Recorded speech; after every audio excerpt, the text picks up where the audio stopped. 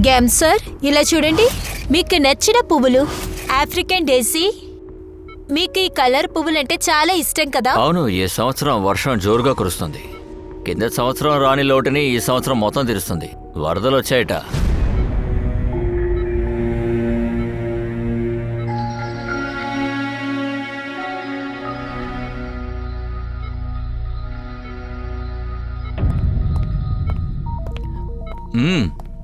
నానా, మీ ఈ స్టూడెంట్స్ వాళ్ళ ప్రేమని కురిపిస్తూ మిమ్మల్ని మోసం చేస్తున్నారు కదా, దీన్ని ఎంజాయ్ చేస్తున్నారు అనుకుంటాను. ఉండండి, అడుగుతాను, చెప్పండి.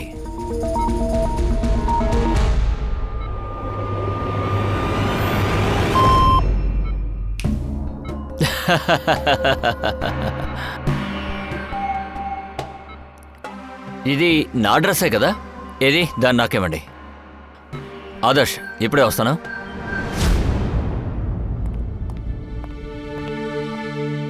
గ్యాన్ సార్ ఎలా ఉన్నారు? బానే ఉన్నారు, చాలా సంతోషంగా ఉన్నారు. దానికి కారణం మీరందరూ మాత్రమే. మీరు మాత్రం రోజు ఇక్కడికి రాకపోతే ఈ జబ్బు ఆయన ఇంకా పాడు చేసి ఉంటుంది. లక్ష్మణ్, మీరలా అనొద్దు. గ్యాన్ సార్ మా నాన్నకన్నా ఎక్కువ. సరిగ్గా చెప్పావు. మా జీవితంలో మేము నేర్చుకున్నదల్లా ఎక్కడి నుంచో తెలుసా? సార్ దగ్గర నుంచే నేర్చుకున్నాం, అది గుర్తుంచుకో. ఏదైనా సరే మీరు ఇక్కడికి రాకపోయి ఉంటే మేమిద్దరం కలిసి నాన్నని ఇంతలా చూసుకునే వాళ్ళం కాదు.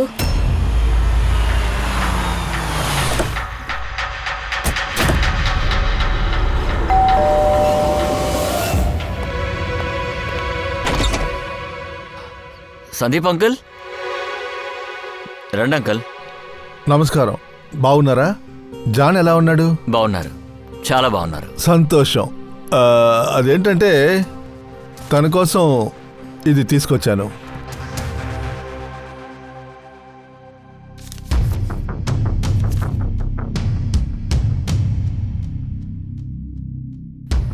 అంకుల్, 25 లక్షలకి చెక్కా? అవునమ్మా, జాన్ది రెనోవేషన్స్ 5th యానివర్సరీ ఇది. దానికి బహుమతిగా ఇది ఉంచుకోండి. అంకుల్ సరే, కానీ నాన్న కంపెనీ కోసం 2 సంవత్సరాలుగా ఏం చేయలేదు కదా. ఇలా చూడు, కొన్ని విషయాలు బంధాలను దాటి ఉంటాయ్యా. మీ నాన్నకి నాకు ఉన్న ఫ్రెండ్షిప్ అటువంటిదేనయ్యా. నేను తనని చూడొచ్చా? నాన్న, నేను కలవడానికి ఎవరు వచ్చారో చూడు. ఎలా ఉన్నావు ఫ్రెండ్? అరే, మునపటి కన్నా స్మార్ట్గా ఉన్నావు. ఇలా హ్యాండ్సమ్గా తయారయ్యావంటే నర్సు నిన్ను లవ్ చేస్తుందేమో. బాబు. అంకుల్, నేను మీ నాన్నతో కొంచెం విడిగా మాట్లాడాలి. If you don't mind.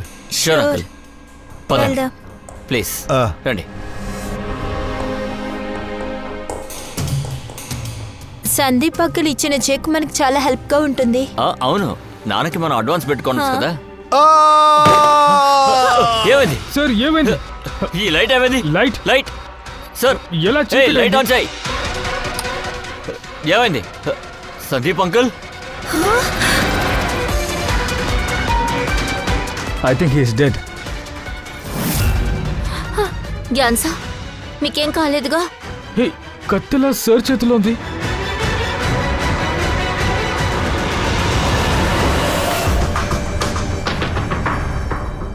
Varshi, నేను చెప్పేది ఏమిటంటే మీ నాన్నగారి చేతిలో కత్తుంది. అయినా కూడా ఆయన సందీప్ని చంపలేదు కదా? సార్, ఆయన ఎలా చంపగలరు? 2 ఏళ్లుగా ఆయనకి లక్వా అటాక్ అయింది సార్. ఈయన CLISలో ఉన్నారు. Complete lung function down. అవును సార్, ఈ పరిస్థితిలో మజిల్ ఏమీ కదలదు సార్. ఆయన కళ్ళు కూడా ముయ్యలేరు సార్. ఈయనకెలా ఇలా అయింది? నాన్నకి 2 సంవత్సరాల క్రితం యాక్సిడెంట్ అయింది సార్. ఏమిటి? 2 ఏళ్ల క్రితం యాక్సిడెంట్ అయింది, ఇంకా బెడ్ మీదే ఉన్నారా? మరి ఈ చేతిలోకి కత్తి ఎలా వచ్చింది? సార్, అసలు అవకాశం లేదు. గ్యాన్ సార్ని ఇంకెవరో చంపుండాలి. కానీ కత్తి ఈయన చేతిలోనే కదా ఉంది. హంతకుడు అది పెట్టేసి వెళ్ళొచ్చు కదా. మీరు చెప్పేదాన్ని బట్టి ఈ గదిలో జాన్జీ, సందీప్ కాకుండా 3వ వ్యక్తి కూడా ఉన్నారా? లేదు సార్, మేమందరూ కిందే ఉన్నాం. అవును సార్, రూమ్ లో అసలు ఇంకెవరూ లేరు. అంటే ఇప్పుడు నువ్వు ఈ అచ్చని ఈయనే చేశారని అంటున్నావా? కాదు సార్, నేను అలా చెప్పదలుచుకోలేదు. నువ్వేం చెప్పాలనుకుంటున్నావు? సందీప్ కత్తి తీసి ఆయన్నే పొడుచుకున్నాడా? తర్వాత చనిపోవడానికి ముందు కత్తి తీసి ఈయన దగ్గర ఇచ్చాడా ఏంటి? ఒకవేళ ఇలా జరుగుంటుందా? జాన్ గారికి అనారోగ్యం లేదేమో, ఆయన యాక్టింగ్ చేస్తున్నారేమో. సార్, అసలు మీరు ఏం మాట్లాడుతున్నారు? మా అనుమానమే. మీకు అభ్యంతరం లేకపోతే ఇంకొకసారి మేము మీ నాన్నగారిని చెక్ చేయడానికి అనుమతిస్తారా? చేసుకోండి సార్. నేనెందుకు అబద్ధం చెప్పాలి? చూస్తాను.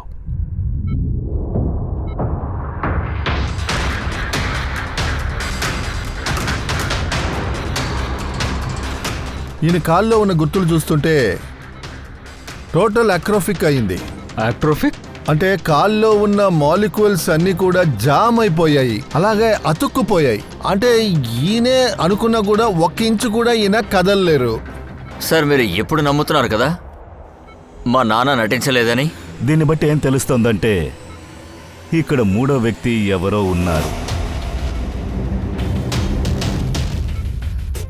ఒకవేళ కిటికీలో నుంచి వచ్చుంటారా? పంకజ్, ఫ్రెడీ, మీరు వెళ్ళి కిటికీ నుంచి బాగా వెతికి చూడండి. ఏదైనా దొరుకుతుందో చూడండి. సో విచిత్రంగా ఉంది. మొదటిసారి ఇలా జరుగుతోంది. హత్య చేసిన ఆయుధం దొరికింది, కానీ దాన్ని ఆధారంగా తీసుకోలేము. ఆధారం మీకు దక్కుతుంది సార్. ఆధారాలు ఎలా దొరుకుతాయి? ఈ మిషన్ ద్వారా సార్. దీని పేరు BCI, brain computer interface. Sir ఈ మిషన్ ప్యారలైజ్ అయిన వాళ్ళ ఫీలింగ్స్ ఏంటో మనకి తెలియజేస్తుంది. సూపర్. ఇది సాధ్యమేనా? సాధ్యమే సార్. సార్ ఈ మిషన్ రక్తంలోని ఆక్సిజన్ని చదివి ఆయన ఫీలింగ్స్ని మనకి చెప్తుంది సార్. కాస్త బాగా అర్థమయ్యేలా ఎక్స్ప్లెయిన్ చేయి. సార్ నేను చెప్తాను సార్. ఈ మిషన్ సార్ రక్తంలో ఉన్న కదలికని తెలుసుకుని ఆ తర్వాత దాన్ని క్యాల్కులేట్ చేసి వేరే వేరే పరిస్థితుల్లో వేరే వేరే ప్రశ్నలు అడిగినప్పుడు రక్తంలో ఏర్పడిన భావాలు బట్టి ఆ బ్లడ్ ఫ్లో అవుతుంది. అంటే ఈ రక్తం ద్వారా అది అలాగే మిషన్ చెప్తుంది ఈ నిమిషం ఈ మనిషి ఏం ఆలోచిస్తున్నారని, ఈయన మనసు ఇప్పుడు ఎలాగా ఉంది అని. Exactly sir. Good, very good. Ready sir. ఇక్కడి నుంచి పైకి వెళ్ళడానికి ఏం దారి లేదు సార్. నాకు తెలుసు. ఈ పైపుని చూడు. హంతకుడు ఈ పైపును పట్టుకుని పైకొచ్చి హత్య చేసి తిరిగి ఈ పైపు ద్వారానే కిందకి దిగిపోయి ఉంటాడు. అక్కడ పగిలిపోయిన కుండి కనిపిస్తోందా? దాని మీద పడిపోయి అక్కడి నుంచి పారిపోయాడు. పదండి సార్, కిందకెళ్ళి చూద్దాం. పద. మా నాన్నగారు యాక్సిడెంట్ ముందు ఈ టెక్నిక్ని పెద్దది చేయాలనుకున్నారు. నాన్న ఎప్పుడూ అంటుండేవారు, మన టెక్నాలజీ ద్వారా అన్నిటికీ మందులున్నాయి అంటారు. మనం చేయాల్సింది ఏంటంటే కళ్ళు తెరిచి సరిగ్గా వెతకాలని అనేవారు. మీ నాన్న చెప్పింది చాలా కరెక్ట్. సార్ జ్ఞాన్ సార్ చెప్తూ ఉండేవారు, అవకాశాలున్నాయి. కళ్ళు ఉన్నవారు దాన్ని చూడలేరు, చెవులున్నా కూడా దాన్ని వినలేమని, మనుషులు దాన్ని ఇంప్రూవ్ చేసుకోవాలి అని. కానీ విధి ఆడే ఆటని చూడండి. మా నాన్న చెప్పిన టెక్నాలజీ ఇప్పుడు ఆయనకే సహాయంగా ఉంది. దీనికోసం ఆయన ముందే కష్టపడ్డారు. మీరు కరెక్ట్గా చెప్పారు సార్. పూలకుండి విరిగిపోయి ఉంది. అలాగే ఇక్కడ చూడు, కాలి జాడలు చూడు. హంతకుడు ఇక్కడి నుంచే పారిపోయాడు. సార్ ఇదిగో చూసారా, అది రక్తం. అంటే పంకజ్ రూమ్ లోపల ఇంకొకరు కూడా ఉన్నారు. అతనే సంజీవ్ గారిని చంపేశాడు. ఈ రక్తం శాంపిల్ని ఫోరెన్సిక్ ల్యాబ్కి తీసుకువెళ్దాం.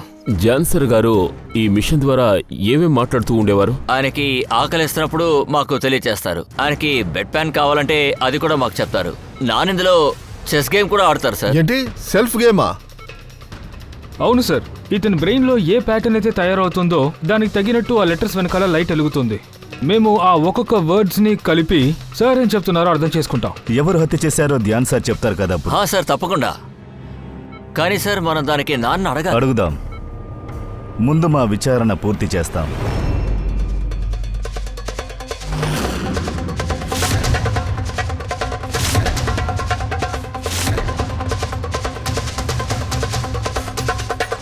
ఏమైంది? కత్తిలోంచి ఏదైనా కనిపెట్టారా? Sir Mister Gyan hand print మాత్రమే దొరికింది, వేరే ఎవరిది లేదు సార్. అయితే డెఫినెట్గా హంతకుడు గ్లౌజెస్ వేసుకుని ఉంటాడు హత్య చేసే సమయంలో. ఆ హంతకుడు కిటికీ ద్వారానే లోపలికొచ్చాడు. వచ్చినవాడు సందీప్ని హత్య చేసి ఆ కత్తిని జ్ఞాన్ చేతిలో పెట్టి వెళ్ళిపోయాడు. మిగతా వాళ్ళు ఆ రూమ్లోకి వచ్చే ముందు వాడు ఆ కిటికీ ద్వారా తప్పించుకొని వెళ్ళిపోయాడు. సార్ హంతకుడు ఎందుకు లోపలే ఎందుకు ఉండకూడదు? నో పూర్వి, ఇంట్లో ఎవరెవరు ఉన్నారో వాళ్ళ శరీరాల మీద కానీ ఎక్కడా ఎటువంటి మచ్చలు గాయాలు లేవు. అక్కడున్న రక్తం బయట వ్యక్తులదే. అసలు నాకు ఇదే అర్థం కావట్లేదయ్యా.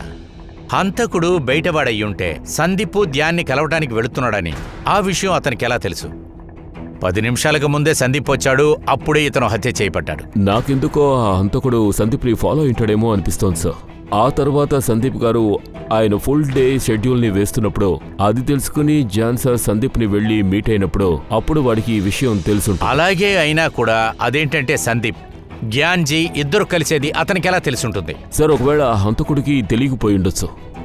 ఆ హంతకుడు ఫాలో అవుతూ ఉన్నందువల్ల వాడికి అవకాశం దొరికినప్పుడు రూమ్లోకి వెళ్ళి హత్య చేసుంటాడు. దయా, ఖచ్చితంగా అక్కడ ఏదో పెద్ద విరోధి ఉన్నాడు, అదే మిస్టర్ సందీప్కి. అందువల్లనే ఇతన్ని చాలా సీక్రెట్గా ఫాలో అయినట్లున్నాడు. తర్వాత బాస్, రణ్దీప్ సార్కి ఎవరితో పగ ఉందో వాళ్ళకి ప్లాస్టిక్ అనీమియా ఉండేది. ఓ, ఈ ప్లాస్టిక్ అనిమియా అంటే అసలు ఏంటి సార్? అది చాలా రేర్ డిసీజ్ అయ్యా. అది కొంతమందికి మాత్రమే ఉంటుంది. ఇందులో మనిషి బోన్ యారోను బోన్ స్ట్రెంగ్త్ కొద్దిగా నాశనం అయిపోతుంది. రక్తంలో ఉన్న రెడ్ సెల్స్ వైట్ సెల్స్ కొద్దిగా నాశనం అవుతాయి. అర్థమైందా లేదా? ఈ రోగం అంత రారైందంటే ఖచ్చితంగా మనకి కష్టంగా ఏమి ఉండదు. ఊళ్ళో ఈ వ్యాధితో అఫెక్ట్ అయిన వాళ్ళు ఎంతమంది ఉన్నారో మనం తెలుసుకోవాలి. ఇది ప్లాస్టిక్ అనీమియా.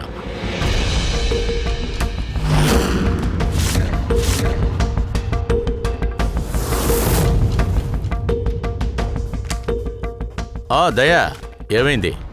సార్ ఈ ఊళ్ళో మొత్తం ఒక 45 మంది పేషెంట్స్ ఉన్నారు. అంటే ఈ రేర్ డిసీజ్తో అఫెక్ట్ అయిన వాళ్ళు. ఇందులో 16 మంది ప్రస్తుతం ఈ దేశంలోనే లేరు. అప్పుడు మిగతా ఉన్న 29. అందులో 14 మంది బాగా వయసు అయిన వాళ్ళు, అంటే బాల్కనీలోంచి దూకడం వాళ్ళ వల్ల కాదు. అప్పుడైతే 15 ఉన్నాయి. ఇందులో 7 పిల్లలున్నారు సార్. ఐ మీన్ 10 ఏళ్ల కంటే తక్కువ వయసున్న వాళ్ళు. అప్పుడు మిగతావి 8. Yes sir. ఆ 8 మందిలో 4 విషయం ఏమిటంటే బాగా లావుగా ఉన్నారు సార్. చూడండి. ఓ, కాబట్టి వీళ్ళు బాల్కనీలోంచి దూకి పైప్ పట్టుకుని ఎక్కడం అనేది సాధ్యం కాదు. అలా అయితే దయా, అప్పుడు మన దగ్గర 4 సస్పెక్ట్స్ ఉన్నారు, రైట్? అవును సార్. ఎవరెవరు ఉన్నారు? సార్ లీలా, రమేష్, తర్వాత సునీల్ అండ్ హేమ. లీలా, రమేష్, సునీల్, హేమంత్. పూర్వీ, సార్, మన క్రిమినల్ డేటాబేస్ను ఒకసారి చూడు. పాత అక్కిస్ట్ ఎవరైనా ఉన్నారేమని.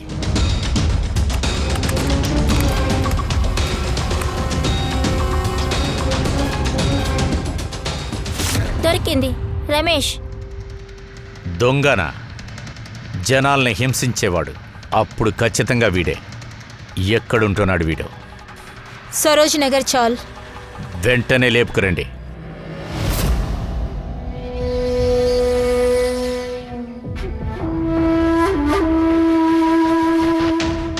మాలా, నాకు పువ్వు కొనిచ్చే అవకాశం ఇవ్వచ్చు కదే. నాకు విషయం చెప్పు, ఎప్పుడు పెళ్లి చేసుకుంటావు? పెళ్ళా? అది కూడా నిన్న. మా ఇంటి బల్లి కూడా నిన్ను పెళ్లి చేసుకోదు. ఏ? ఎందుకంటే నువ్వు అంత నీచమైన వాడివి. నిన్ను చూస్తే ఇంటి అద్దం కూడా భయపడుతుంది. కానీ నీ ఇంటి అద్దం నిన్ను చూస్తే దేవత అంటుంది కదే. అరే, నీ చేతికి ఏమైంది? అరే ఏం లేదులే, యుద్ధానికి వెళ్ళినప్పుడు వీరునికి ఇలా జరగడం సహజమే కదా. చాలే గాని ఏమైందో చెప్పు. ఏమైందంటే, నేను నడుచుకుని వెళ్తున్నప్పుడు ఒక ముసలావిడిని అక్కడ చూశాను. పాప రోడ్డు క్రాస్ చేయాలనుకుంటుంది. అప్పుడు హఠాత్తుగా ఇటు పక్క నుంచి ఒక బైకు చాలా వేగంగా స్పీడ్గా వస్తూ ఉంది. ఆవిడ వైపే వచ్చింది. ఆ బైక్ వచ్చి ఆ పెద్దవాడిని ఢీ కొట్టడానికి వెళ్ళాడు. నేనెళ్ళి అడ్డుకున్నానంతే. ఆవిడ్ని కాపాడాను. అబ్బా, నువ్వు ఎంత పెద్ద వీరుడివా? నా వీరత్వం గురించి నీకు తెలియదు కదే. సరే చెప్పు, ఇంకేమేమి సాహసాలు చేశావు?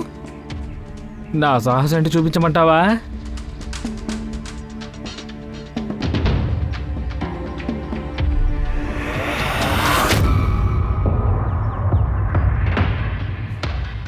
ఏమైంది?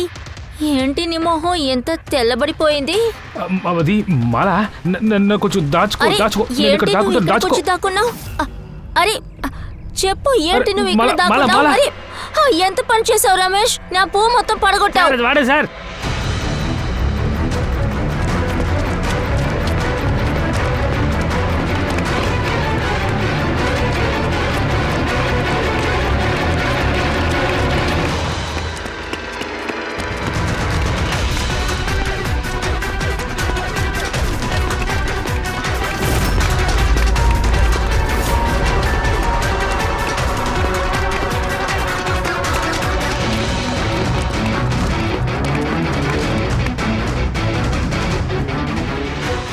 తప్పించుకుని పారిపోయాడు సార్. ఎక్కడికి వెళతాడు?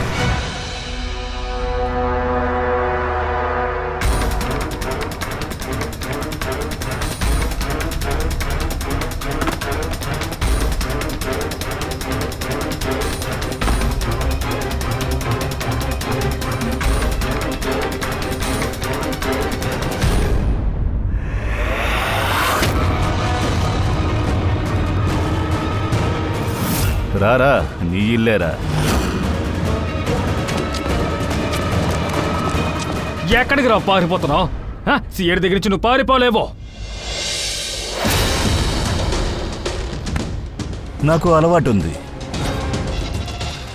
నాకు గనక కోపం వస్తే ఎదురుగా ఉన్న వాడికి చెడ్డ టైమే.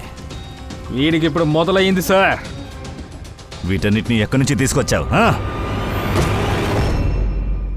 తీసుకురాలేదు సార్, నేనే తయారు చేశా. నువ్వే మిషన్ తయారు చేసావా? రే, నీకు టీ పట్టడం కూడా తెలియదు, మిషన్ తయారు చేసావా? ఎక్కడ దొంగలించావు వీటిని? లేదు సార్, నేను ఎక్కడ దొంగతనం చేయలేదు. నువ్వు దొంగతనం మాత్రమే కాదు, హత్య కూడా చేశావు. ఏంటి? ఎవరిని sir? 118 MG road, Sundar Nagar. నువ్వు అక్కడికి వెళ్ళవుగా? అక్కడే కదా నీకు దెబ్బ తగిలింది. నీ రక్తంతో దాన్ని కనిపెట్టేశాం. అది నాది కాదు సార్. అది నీదేరా. నువ్వు ఏ హాస్పిటల్లో ట్రీట్మెంట్ తీసుకున్నావో అది సరిగ్గా మ్యాచ్ అయింది. తప్పించుకోవడానికి అసలు దారి లేదా? లేదో, డైరెక్ట్ ఉరి శిక్షే. ఏంటి దొంగతనానికి ఉరి శిక్ష? దొంగతనం కాదు, హత్య. సందీప్ హత్య. లేదు సార్, నేను ఎవరిని హత్య చేయలేదు. నేను అక్కడికి దొంగతనానికి లేదంతే. నువ్వేన్ని చంపలేదా? భగవంతుడా, ఇలా ఇరుక్కున్నానేంటయ్యా. ఒట్టు సార్, నేను ఎవరిని హత్య చేయలేదు. కాళ్ళు చేతులు పనిచేయకుండా ఆ ఇంట్లో ఒక వ్యక్తి ఉన్నట్టు మాకు సమాచారం అందింది సార్. దొంగతనం చేయడానికి అది మంచి చోటుగా ఉంటుందని అక్కడికి వెళ్ళాను సార్. ఎవరిని హత్య చేయడానికి అదే కాదు, నేను దొంగతనం చేయడానికి అక్కడికి వెళ్ళాను సార్. ఇతను ఎవరో కూడా నాకు తెలీదు. నేనెందుకు చంపాలి సార్? ఎందుకంటే సందీప్ నువ్వు దొంగిలించడం చూశారు. అదే ఒక నేరాన్ని దాయడానికి ఇంకో నేరం. అదైతే నిజమే సార్. నేను అక్కడికి వెళ్ళాను. ఆ సందీప్ నన్ను చూసి కేకల బొబ్బులు పెట్టారు. ఆ బొబ్బలు అనగానే నేను అక్కడి నుంచి పారిపోయాను సార్. ఈ దెబ్బ ఎలా తగిలిందో చెప్పు. ఇది సందీప్ గారు అరవగానే లైట్ ఆఫ్ అయిపోయిందండి. చీకట్లో తెలియకుండా అక్కడి నుంచి దూకేశాను. అలా దూకినప్పుడే దెబ్బ తగిలిందండి. రూమ్ లో ఆ రోజు నువ్వు తప్ప ఇంకెవరూ లేరు. నువ్వు చంపకపోతే మరి ఎవరు చంపుంటారు? లేదు సార్, కానీ నాతో పాటు అక్కడ ఇంకొకరు ఉన్నారు. ఎవరు?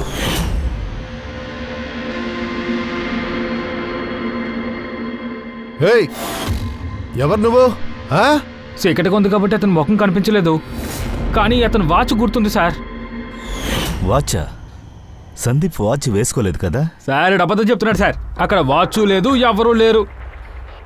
ఉన్నారా లేదా అని ఆయనే దానికి సమాధానం చెప్పాలి. మిస్టర్ ధ్యాన్, ఆయనకి ఆరోగ్యం ఎలా ఉంది? అది ఎప్పట్లాగే ఉంది సార్. సార్, ఇవాళ ఆయన్ని ప్రశ్న అడగబోతున్నారా? మొదలు పెడదామా? Sure sir. మీరు ఏం అడగాలన్నా కాస్త ప్రశాంతంగా అడగండి. అప్పుడే ఆయన ఒక్కొక్క మాటని అర్థం చేసుకోగలుగుతారు. జాన్ సార్, వీడి పేరు రమేష్. వీడు దొంగోడు. సందీప్ హత్య జరిగిన రోజు రాత్రి వీడిక్కడ దొంగతనానికి వచ్చాడు. ఇతను ఏం చెప్తున్నాడంటే ఆ రోజు రాత్రి ఇంకొకరిని ఇక్కడ చూశాడట.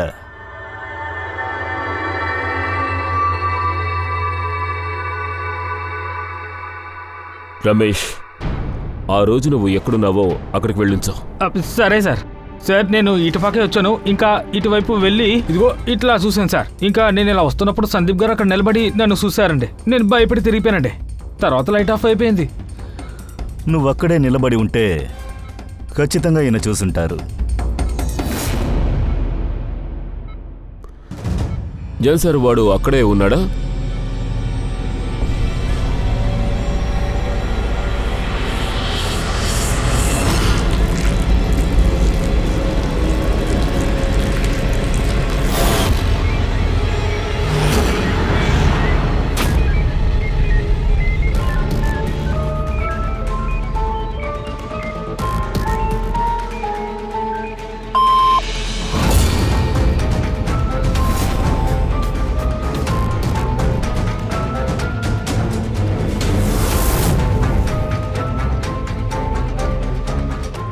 రమేషే హత్య చేశాడా?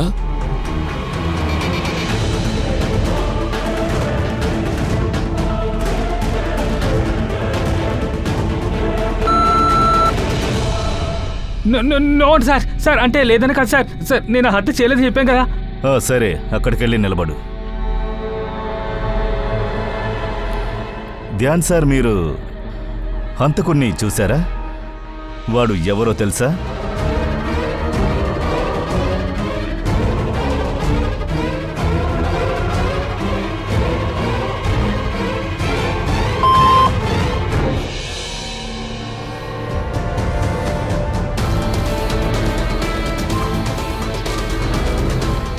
ఆ హంతకుడు ఇప్పుడు ఈ రూమ్లోనే ఉన్నాడా?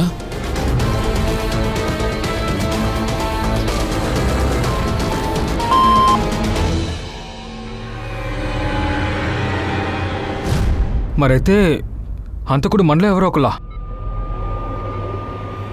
మీ స్టూడెంటా?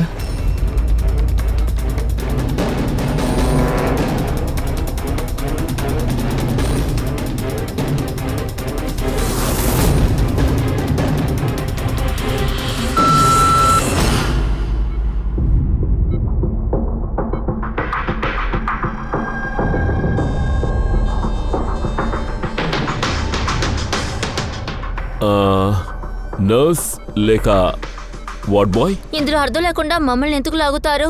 మీరేం చేయలేదు కదా, ఎందుకు భయపడుతున్నారు?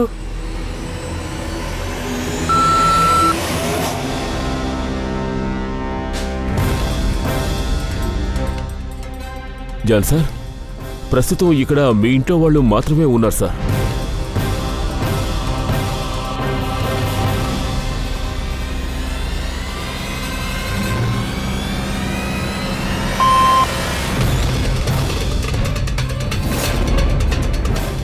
వాట్? నానా, అసలు మీరు ఏమంటున్నారు? Relax relax. సార్, వెనక్కి వెళ్ళి అది- చూడండి, వెళ్ళండి. ధ్యాన్ సార్, అది మీ లక్ష్య?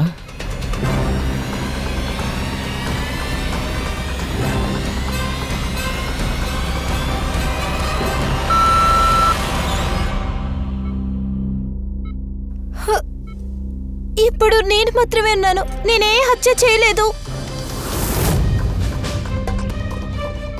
జాన్ సార్, అంటే తను రీనానా?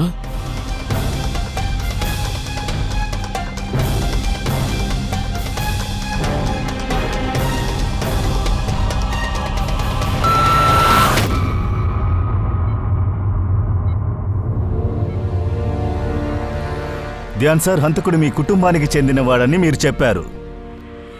ఎవరది?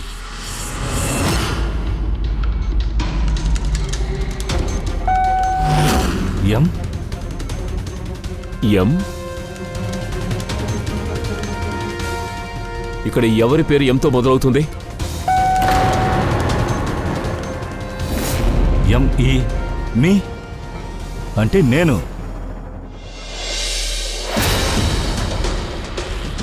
సార్, అంటే ఆ హత్యని మీరే చేశారా?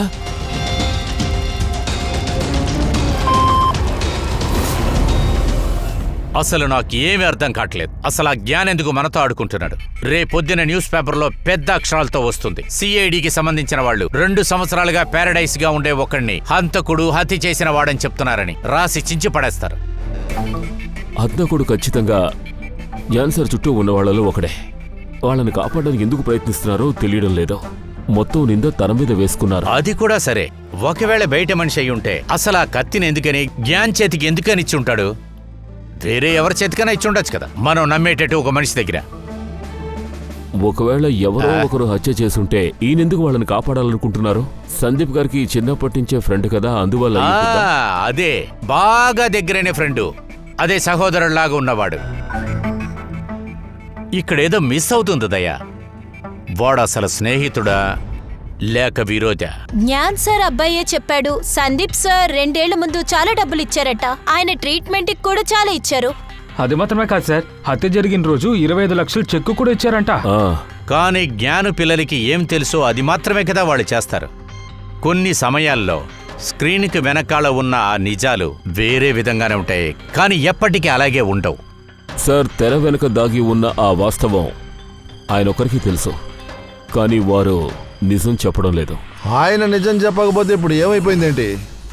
ఆయన బ్రెయిన్ నిజం చెప్పుద్ది. నాకు ధ్యాన్ సారు బ్రెయిన్ కావాలి. ఆయన బ్రెయిన్ దొరికితే హంతకుడు ఎవరనేది ఇలా నేను చెప్పేయగలను. సాలంకి సార్, మీరేంటి ఇలా డిమాండ్ చేస్తున్నారు? ఈ ఎవరి బ్రెయిన్ అయినా మనం ఎలా తీసుకురాగలుగుతాం? ఎందుకని కుదరదు ఫ్రెడీ? ఈ కేసులో మన జ్ఞాన్ గారి బుర్రను తీసుకొచ్చి మన సోలంకి ఇస్తే సరిపోతుంది కదా. అది ఎందుకో చెప్పు. 2 సంవత్సరాలుగా పడుకోనే ఉన్నాడు. ఆ జ్ఞాన బుర్రలో తిరుగుతున్న ప్రతిదీ కూడా అన్ని ఆ బీసే మిషన్ లోనే ఉన్నాయి. Exactly boss. ఈ మిషనే మనకి యాన్కి సంకేత్కి ఉన్న సంబంధం ఏంటో వివరంగా చెప్తుంది. ఫ్రెడీ, ఆ మిషన్ యొక్క ఫుల్ డేటాను తీసుకురా. అలాగే దయా, ఆ రమేష్ని జ్ఞానింటికి మీరు తీసుకెళ్ళండి. అక్కడ ఎంతమంది ఉన్నా సరే అందరు వాచ్లు మీరు చెక్ చేయండి. సార్, ఇంకా మీరు మమ్మల్ని అనుమానిస్తున్నారా? మేము ఎంత అనుమానిస్తున్నామో అంత త్వరగా హంతకుడు మాకు దొరికిపోతాడు. కానీ జ్ఞాన్ సార్ చెప్పారు కదా మేము అసలు హంతకులం కాదు అని. ఆయన అబద్ధం కూడా చెప్పుండొచ్చు, మీలో ఎవరినో కాపాడ్డానికి. మీరిప్పుడు నేరస్తుని ఎలా కనిపెడతారు? సిఐడి నా బాధ్యతని నాకిచ్చారండి.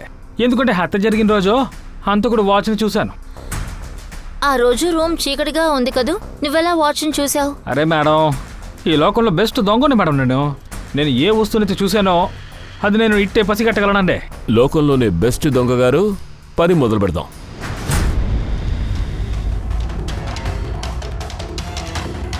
చూడడానికి బాగా కాస్ట్లీగా ఉంది. బ్రాండు 16,000 కాదు సార్, ఇది కాదండి.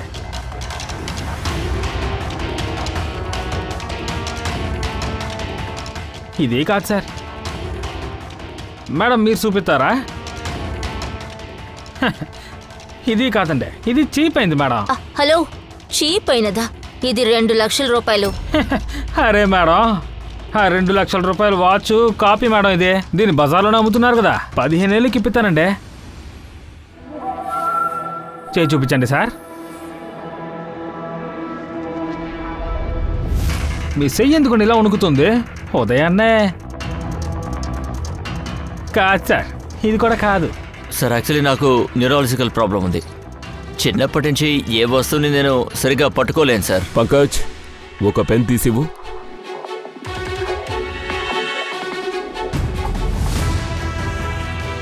సరిగ్గా పట్టుకోండి.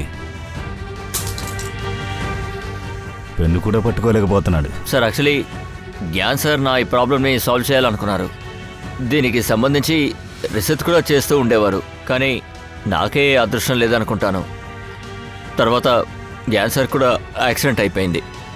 కంగారు పడకండి, తప్పకుండా దీనికి ఒక మందు ఉండే ఉంటుంది. నువ్వు వెళ్ళి మిగతా వాళ్ళని చూడు. లేదు సార్, ఇక్కడ ఎవరి దగ్గర వాచ్ లేదు. ఎవరి వాచో కాదా? హంతకుడి దగ్గర ఎన్నో వాచెస్ ఉండుండొచ్చు. ఆ రోజు కట్టుకున్నది ఈ రోజు కట్టుకోకుండా ఉండుండొచ్చు. దేవుడా, ఇంకా మమ్మల్ని అనుమానిస్తున్నారా? పంకజ్, ఈ రమేష్ని తీసుకెళ్ళు. ఈ ప్రపంచంలో ఎన్ని వాచ్లున్నాయో, ఎన్ని డిజైన్లున్నాయో అన్నిటినీ చూపించు. సార్, అన్ని వాచ్లు అన్ని మోడల్ చూపించాలా? మొత్తం అన్నీయా సార్? అప్పుడేగా తెలుస్తుంది హంతకుడు ఏ వాచ్ని కట్టుకుని ఉన్నాడని. ఒక్క నిమిషం, ఇలారా.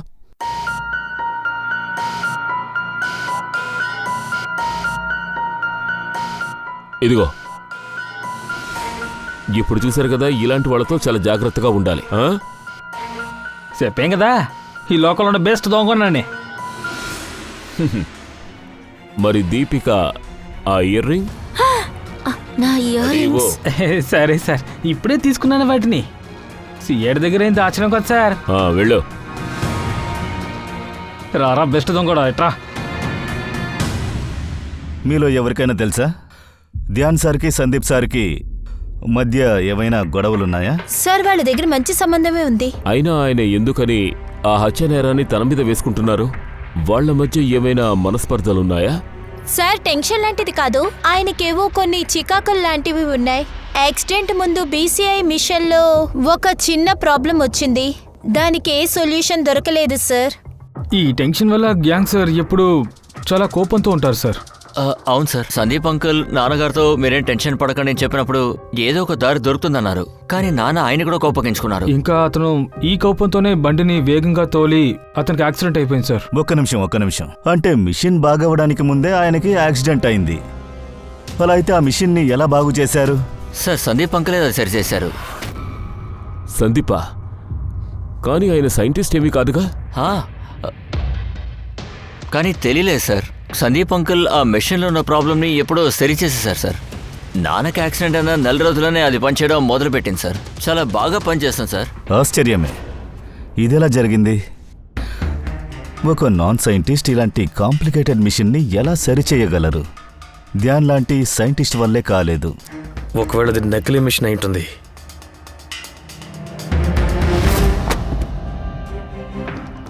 మై గాడ్, 2 సంవత్సరాలకి ఇన్ని డేటాస్ దొరికాయా? ఆశ్చర్యంగా ఉంది కదా. Yes boss. ఇప్పుడు ఈ డేటాలో ఉన్న విషయాలన్నిటినీ కలిపి ధ్యాన్ సార్ మన దగ్గర ఏ విషయాన్ని దాచాడన్న విషయాన్ని మనం తెలుసుకోవాలి. ఒక్కొక్క అక్షరాన్ని మనం ఒకటోటిగా కలిపి ఒక ప్యాటర్న్ గా తయారు చేసి మనం చూడాలి. రండి రండి, అందరూ స్టార్ట్ చేయండి. ఇదిగో తీసుకో.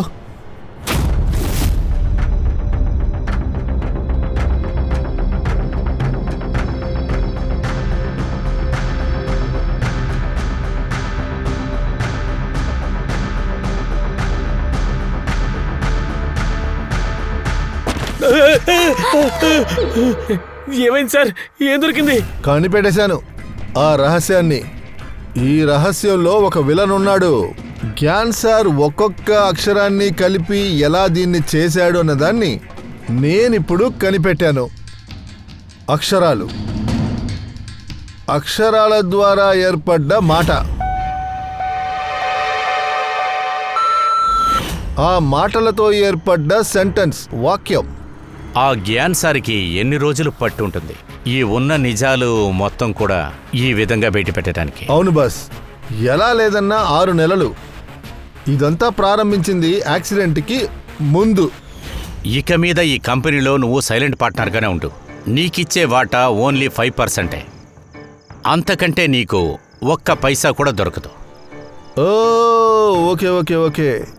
నీ ప్రాజెక్టు కంప్లీట్ అయిపోయింది కదా, నువ్వు ఇందులో జయాన్ని పొందావు. అవును, నేను విజయం సాధించాను.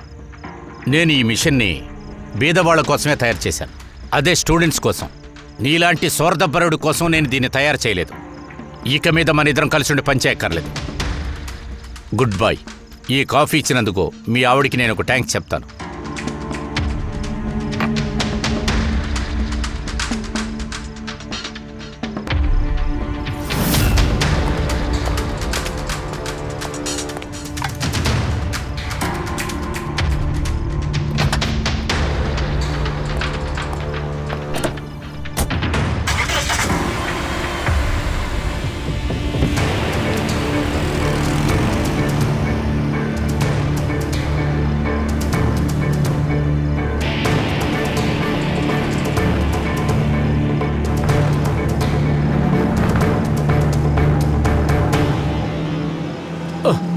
ఏమైంది?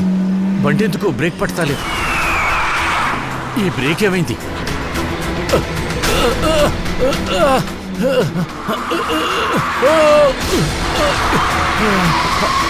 అయ్యో,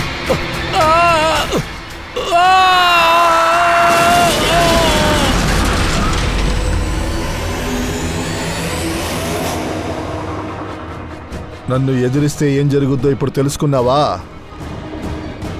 నాకు నువ్వు 5% ఇస్తానన్నావు కదూ, ఇప్పుడు చూడు, నేను నీకు 5% ఇస్తాను, జీవితాంతం. అలా అయితే సందీప్ చెప్తున్న ఆ ఫ్రెండ్షిప్ ఈ లోకాన్ని మోసం చేయడం కోసమే వాడు చెప్పాడు. ఈ డేటా అంతా ఖచ్చితంగా ఈ మిషన్లోనే ఉంది అంటే దాని అర్థం ఏమిటి? జాన్ సార్ ఏదీ తన మనసులో ఉంచుకోలేదు. ఆయన ఎవరితోనో సందీప్ గురించి నిజమంతా చెప్పేశారు.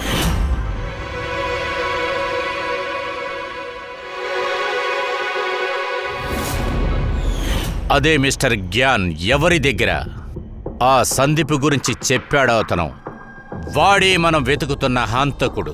వాడే సందీప్ని హత్య చేసినవాడు. కానీ సార్, జ్ఞాన్ సార్ మీద హంతకుడు పగ తీర్చుకోవాలంటే వాడెందుకు జ్ఞాన్ సార్కి కత్తి ఇవ్వడం? దొరికిపోతాడని తెలీదా? లేదు పూర్వి, నాకలా అనిపించట్లేదు. హంతకుడు మిస్టర్ జ్ఞాన్కి ప్రశాంతతను అందించాలనుకున్నాడు. వాడు ఏం చూపించాలనుకున్నాడో జ్ఞాన్ గారు ఇలా చూడండి. నేను మీకోసం సందీప్ని హత్య చేశాను, మీకోసం ఆ శిక్ష నేను అనుభవిస్తానని. వాణ్ణి కాపాడడం కోసం చివరికి జాన్ సార్ గారు నింద తన మీదే వేసుకున్నారు. వాడెవడని కనిపెట్టడానికి ఒకే ఒక దారుంది, ఆ గడియారం. అదే ఆ రిస్ట్ వాచ్, రమేష్ చూసిన అదే వాచ్.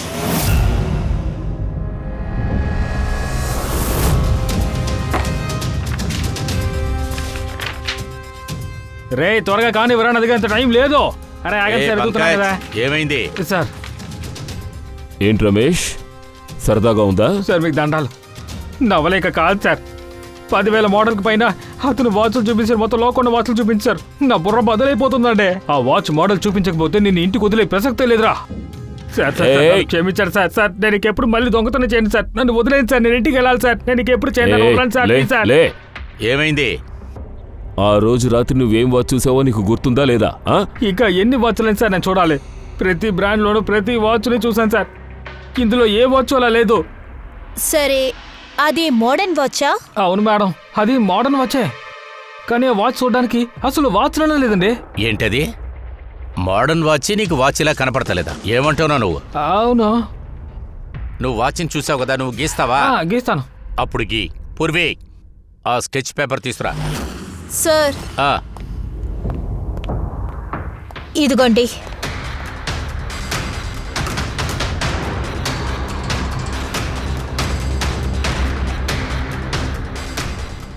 మై గాడ్, ఏమైందయ్యా? ఒక నిమిషం బాస్. ఇది చూడ్డానికి అలాగే ఉంది. రమేష్ ఇట్రా. ఇదిగో ఇది చూడు, ఇదే కదా ఆ వాచ్? ఇదే సార్, ఇదే సార్. అది ఇది ఏ వాచ్ సార్? దొంగలిస్తే ఎంతకు వెళ్తుంది? వేలు కాదయ్యా బాబు, ఇది లక్షల కొద్ది పలుకొద్ది. ఏంటి అంత కాస్ట్లీ వాచా? ఈ వాచ్ పేరు శాట్లా అని చెప్తారు. సెట్లానా? బాస్, హంతకుడు ఎవరో ఇప్పుడు నేను చెప్పబోతున్నాను. ఎవరది? వాడే.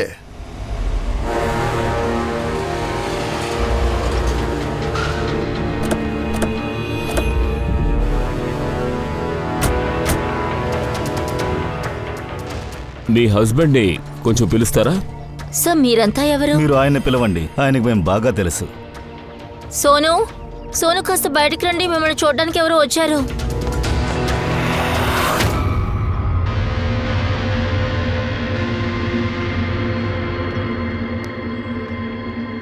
మీరందరూ ఎక్కడికి వచ్చారు? ఎందుకు వచ్చారు? ఏం లేదు, మీ ఇంటి వైపు వెళ్ళాం, అలాగే మిమ్మల్ని చూద్దామని. ఊరికే చూద్దామని వచ్చారా? చాలా సినిమాల్లో ఈ డైలాగ్ విన్నాను. మిమ్మల్ని చూసి వెళ్దామని కాదు, లాక్కుపోదామని వచ్చాం. లాక్కుని తీసుకెళ్తారా? ఇతనేం చేశారు? మీ భర్త సందీప్ని హత్య చేశారు. సార్ సార్, నేను మీకు చెప్పాను కదా, ఇదిగో దీన్ని ఒకసారి చూడండి. నేను నీళ్లు కూడా సరిగ్గా తీసుకురాలేను. నేనెలా సార్ మర్డర్ చేయగలను? హత్య చేశావు, ఈ వణికే చేతులతో చేశావు. ఆ శాట్లా వాచ్ ఎక్కడుంది చెప్పు. సార్, అది మీరు ఏ వాచ్ గురించి మాట్లాడతారో నాకు అర్థం కావట్లేదు. మేమిప్పుడు ఏ విషయం మాట్లాడుతున్నామో కాసేపట్లో అర్థం అవుతుంది. పంకజ్, ఫ్రెడీ, ఇంట్లోకి వెళ్ళి వెతకండి. పంకజ్, నువ్వు పైకి వెళ్ళు, నేను బెడ్రూమ్లో వెతుకుతాను.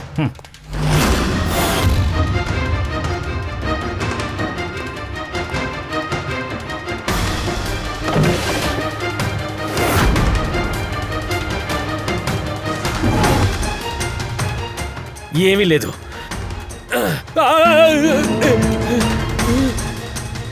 తలగడా సార్, సార్ ఈ తలగడ లోపల ఏదో ఉంది సార్. తలగడ లోపల?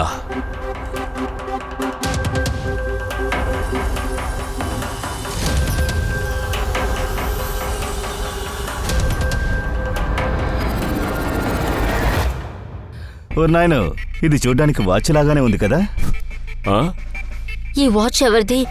ఇదెలా మన దిండి లోపలుంది? నాకెలా తెలుస్తుంది? ఆ దిండిని కొట్లో కదా కొన్నాం, వాళ్ళని అడగాలి. దీన్ని కట్టుకో. సార్, నేనెందుకు వేరే వాళ్ళు వాచ్ వేసుకో? వాచ్ని కట్టుకుంటావా, సంకెళ్ళు వేయమంటావా?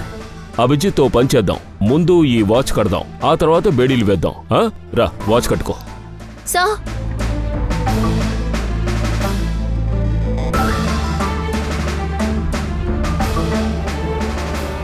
అరే చూసావా, చెయ్యి వణుకు ఆగిపోయింది. సార్, ఇది ఎంతో విచిత్రంగా ఉంది. చేతులు ఒకరో ఆగిపోయింది.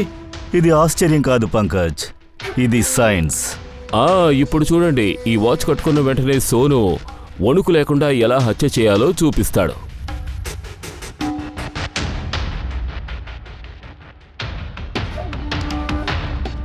సార్, మరైతే ఈ వాచ్ అసలు ఎలా పనిచేస్తుందో చెప్పండి సార్. దీన్ని సేట్లా అంటారు పంకజ్. మోషన్ సెన్సార్ ఇంకా ఆర్టిఫిషియల్ ఇంటెలిజెన్స్తో దీన్ని చేశారు పంకజ్.